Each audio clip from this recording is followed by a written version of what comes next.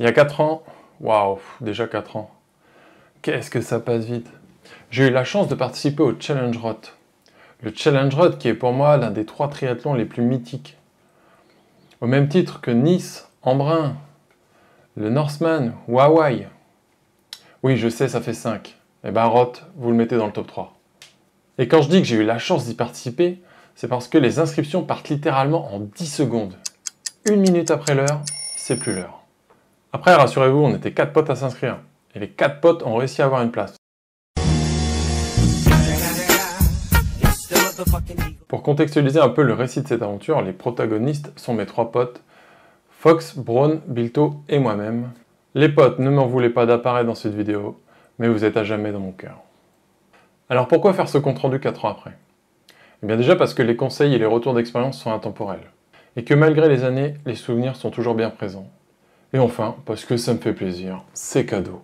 Il y a un cas où cette vidéo va être un petit peu longue, alors mettez-vous à l'aise, prenez-vous un petit café, installez-vous confortablement avant que ça démarre. On se replonge 4 ans en arrière, c'est parti. Retour donc au samedi 6 juillet 2019. En fin de matinée, nous sommes allés à Roth retirer les dossards et assister au briefing en français. S'il vous plaît, monsieur. Et heureusement, car mon niveau d'allemand est, comment dire, éclaté au sol. Ja, natürlich. Ich spreche ein bisschen Deutsch. Petit à petit, on prend conscience de l'ampleur de l'événement, de l'importance que cela revêt pour la région. Les banderoles Welcome Home Triathlète fleurissent un peu partout. Nous découvrons l'immense village expo ainsi que le stadium de l'arrivée. Quelques emplettes rapides, mais pas le temps de s'attarder. Le timing est serré, il nous faut rejoindre Hippolstein pour déposer les casques, les vélos et les sacs run. Roth, comme d'autres triathlons, a cette particularité d'avoir 2 parcs à vélos différents. Un pour la sortie de l'eau et un pour le départ course à pied. Arrivé sur place, le parc à vélo est impressionnant. On prend quelques repères pour le lendemain et on échange brièvement quelques mots avec d'autres Français avant de rentrer à l'appartement. Il est 20 h, tout est prêt. Pour la énième fois de la semaine, j'ai encore mangé des pâtes. Je ne sais pas si c'est une bonne stratégie, mais en tout cas, l'apport de glucides sera là. Pour des raisons logistiques, nous avons laissé nos femmes et nos enfants dans l'autre logement, afin de leur éviter une nuit difficile et un réveil à 4 h du matin. Oh, comme c'est gentil. Il est 20 h, je suis allongé dans le canapé lit, et je me dis que si je m'endors maintenant, j'aurai quasiment mes 8 heures de sommeil. J'ai bien dormi la nuit d'avant, il n'y a pas de raison que ça soit différent. Malgré la fatigue de cette journée de préparation, le sommeil ne vient pas. Et visiblement, c'est la même chose pour mes 2 potes qui dorment à côté. Les copains du club m'avaient prévenu, tu verras la veille, tu dormiras pas. Du coup, je m'étais organisé, j'ai tout fait pour, mais rien n'y fait, j'arrive pas à dormir. J'ai beau avoir prévu les boules caisses et mon petit masque de sommeil, ça ne change rien. Pire, je m'entends respirer. C'est juste insupportable. Et là, c'est important de relativiser. Au final, la fatigue est juste un ressenti. Après des mois de préparation, mon corps est prêt. Ça fait 10 jours que je suis en affûtage, mon corps est reposé, et c'est pas quelques heures de sommeil qui vont changer grand-chose. De plus, le lendemain, j'aurai l'adrénaline pour compenser. Je pense que j'ai dû alterner somnolence et cogitation comme ça jusqu'à 1 h du matin. Ensuite, j'ai dû réellement dormir jusqu'à 3 h 30, et vu que le réveil était à 4 h, pas la peine d'essayer de se rendormir, c'était déjà l'heure. Mes potes se réveillent, on prend le petit déj comme prévu, on pose les décalcomanies comme des pros, et c'est parti. Pas d'embouteillage, on arrive assez vite au parking, il est 5 h 30, pas le temps de niaiser. Il faut regonfler les vélos, déposer nos sacs bike et les sacs after course avant 6 h 10. La pluie s'invite dans nos préparatifs, et c'est jamais agréable, mais elle est plutôt bien accueillie. La journée sera moins chaude que prévu. Et il faut se rappeler que cette année-là, en 2019, Nice avait dû être raccourci à 150 km de vélo et à 30 km de course à pied pour des raisons de canicule. Du coup, qu'est-ce que fait tout bon triathlète quand il pleut lors des préparatifs? Eh bien, il enfile sa combinaison néoprène pour rester au chaud. Le parc est assez grand et on trouve même un arbre pour s'abriter. On finit par retrouver Fox qui lui a dormi dans un logement séparé. Son départ est à 7 h, il est tout sourire, il a hâte. Braun et moi-même partons à 7 h 30 et Bilto 10 minutes après à 7 h 40. Le premier coup de canon retentit. Il est 6 h 30, c'est le départ des pros. Les vagues vont s'enchaîner toutes les 5 minutes par groupe de 250 athlètes. Une dernière accolade avec Bilto. Bron et moi nous mettons à l'eau. Elle est à 24 degrés, sachant que la combi était interdite à partir de 24,5 degrés. Impeccable, comme dans un bain. Cette fois c'est parti, le coup de canon est pour nous. Un peu gêné sur les 100 premiers mètres, mais après c'est grand confort. Le canal est très large, on peut facilement se faufiler entre les concurrents. Au bout de la grande ligne droite, on fait demi-tour et on remonte en amont du départ pour boucler le parcours de 3800 mètres. Nouveau coup de canon, je sais que ça fait pile 5 minutes que je suis parti. Je regarde ma montre, elle affiche 300 mètres. Je me dis c'est bon, je suis dans la bonne allure. L'allée se passe bien, je suis dans mon rythme. J'arrive au demi-tour qui s'effectue sous un pont. Peu après, j'ai une petite goutte qui me rentre dans le coin de la lunette. Et je sais pas pourquoi, je me dis que cette petite goutte et moi, on finira le parcours ensemble. À ce moment-là, je sais pas pourquoi, j'ai pas eu la lucidité de m'arrêter, de retirer les lunettes, quitte à perdre 10 secondes pour gagner un peu de confort. Non, je me dis, je suis dans ma course, c'est pas grave, je continue.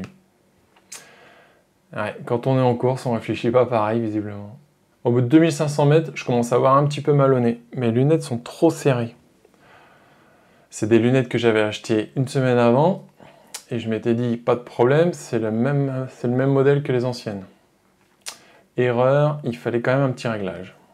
Et oui, on le répétera jamais assez, testez votre matos, testez votre matos. Je poursuis ma natation, là on repasse au niveau de la ligne d'arrivée, donc je sais que ça fait environ 3000 mètres. Je regarde ma montre, 52 minutes, ça me paraît ok. Visiblement, j'ai pas dû zigzaguer, ou en tout cas pas plus à l'aller qu'au retour. Donc à ce moment-là, je sais qu'il me reste environ 15 minutes pour les 800 mètres qui restent. Mes lunettes me font de plus en plus mal, j'ai de plus en plus d'eau dans la lunette, mais je me dis que c'est pas grave, pour ce qui reste à faire, ça ira comme ça. Le demi-tour arrive, dernière ligne droite.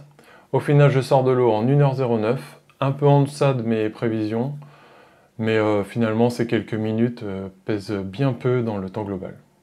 Donc, aucun problème, je file pour ma transition. Donc là, je sors de l'eau, je cours, je prends mon sac de transition qui est posé au sol sur le chemin pour aller au Barnum. Je rentre dans le Barnum, je me trouve une petite place, je me change, je respecte scrupuleusement tout ce que j'avais prévu. Je prends le temps de bien me sécher, de rien oublier. C'est pas le moment d'improviser ou de faire l'impasse sur quelque chose. Début du vélo, je prends tout de suite une barre énergétique, comme conseillé lors du briefing. C'est vrai qu'on sort d'un effort assez long, donc c'est bien de recharger en glucides tout de suite. J'essaye de bien boire, parce que tout déficit hydrique pris sur le vélo ne sera pas rattrapable sur la course à pied. J'effectue un début de vélo plutôt rapide. En fait, j'ai super peur du carton bleu. Au briefing, ils ont annoncé 5 minutes de pénalité et 1 km de course à pied en plus. Donc dès que je suis limite derrière un concurrent, j'en profite pour le dépasser. Au 60e kilomètre, il y a Bron qui me dépasse. Et là, je suis un peu surpris. Parce que faut savoir qu'il m'a jamais dépassé sur un half. Et à ce moment-là, je suis un peu perdu dans mes pensées. J'ai la tête ailleurs.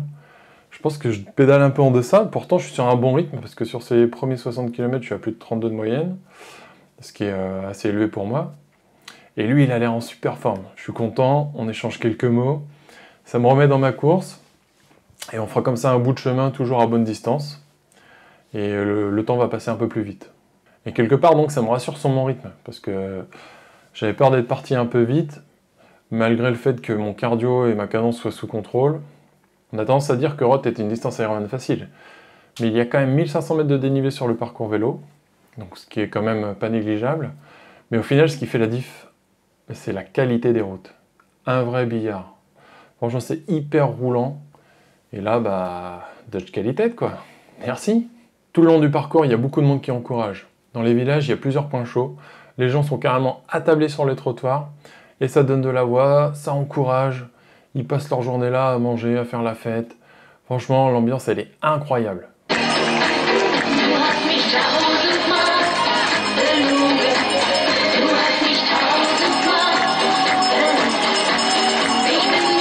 On attend avec impatience Solerberg. Solerberg, c'est une montée mythique de Roth, où là, il y a une foule ultra compacte qui vous entoure. Au loin, une première montée où on voit un peu de monde. Je me dis, ça y est, ça arrive. Et non, fausse alerte. Solerberg est juste après. Et là, ça y est, Solerberg arrive. Il y a une foule incroyable qui fait un vacarme assourdissant, quoi. Alors au début ça va, on s'engouffre, et il y a des barrières sur le côté qui protègent les cyclistes. Et après, plus de barrières. Donc là, la foule, elle est resserrée, c'est Tour de France, quoi. Il y a juste une file pour un unique vélo qui peut passer. Donc on est tous à la queue leu leu à fendre la foule, quoi. Et c'est incroyable, quoi. Là, bon, pas question de dépasser, il faut juste être vigilant, parce que vraiment les gens sont très proches, et il faut profiter de l'instant, quoi. C'est une ambiance de dingue. Dingue, dingue, dingue. Bon, là, pour le coup, il n'y a plus de drafting. Si vous avez suivi ma vidéo sur les résistances à vélo, vous savez qu'en montée, de toute façon, le drafting, c'est négligeable. Les kilomètres passent, c'est bientôt la fin du premier tour. C'est à ce moment-là que les pros décident de nous doubler.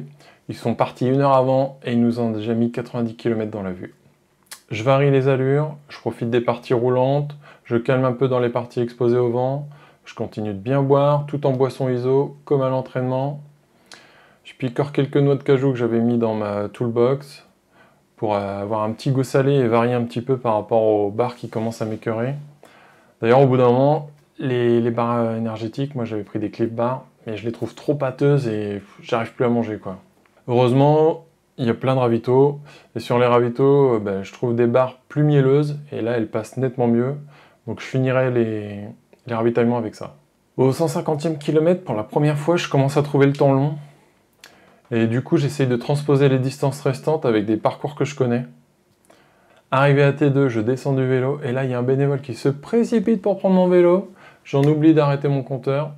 Heureusement, vive la pause automatique. Donc je me dirige vers la tente de transition. Là, il y a une bénévole qui se propose de m'étaler de la crème solaire. Pendant ce temps-là, j'enfile mes chaussures, ma casquette, charge mes gels dans ma trifonction. Là, je sors de la tente et je m'aperçois que j'ai oublié de me mettre de la crème sur le visage. Donc je fais quelques pas en arrière, je demande à ce qu'on mette de la crème sur le visage. J'avais pas envie de ressortir de là écarlate. Détail qui a son importance, du coup, je me suis pas du tout étalé de crème moi-même. Et donc quelques temps après, je m'aperçois que j'ai gardé mes mitaines de vélo. Donc j'avais déjà les poches hyper chargées parce que j'ai pas consommé tous mes ravitaux, vu que j'avais du mal à prendre les cliffs.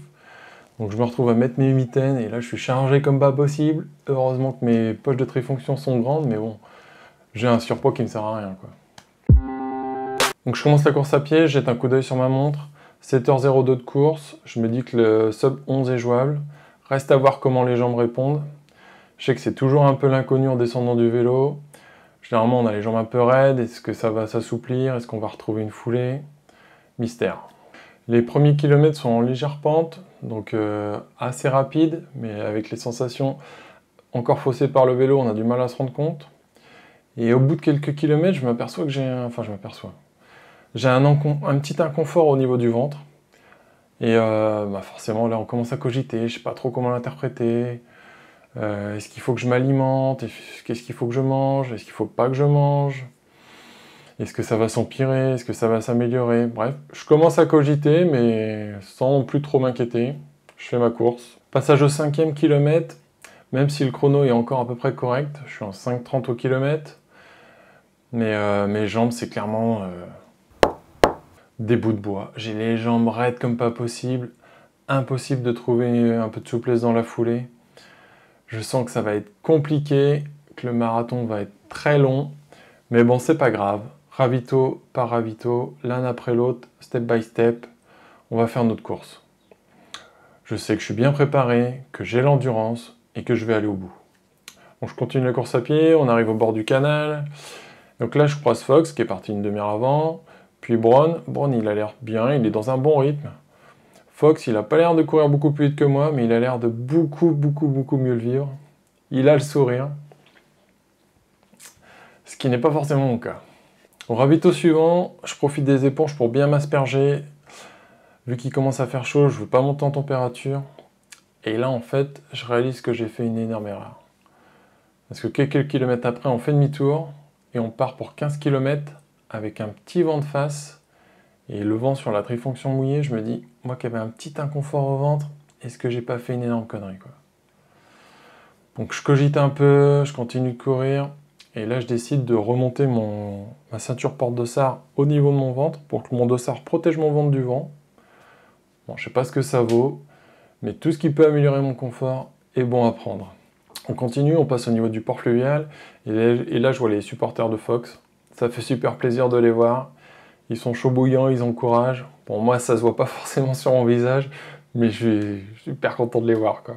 Je continue de courir, mais j'ai toujours cette même sensation de piétiner. Je me suis interdit de marcher, sauf au ravito, bon, ce qui suffit largement à plomber la moyenne.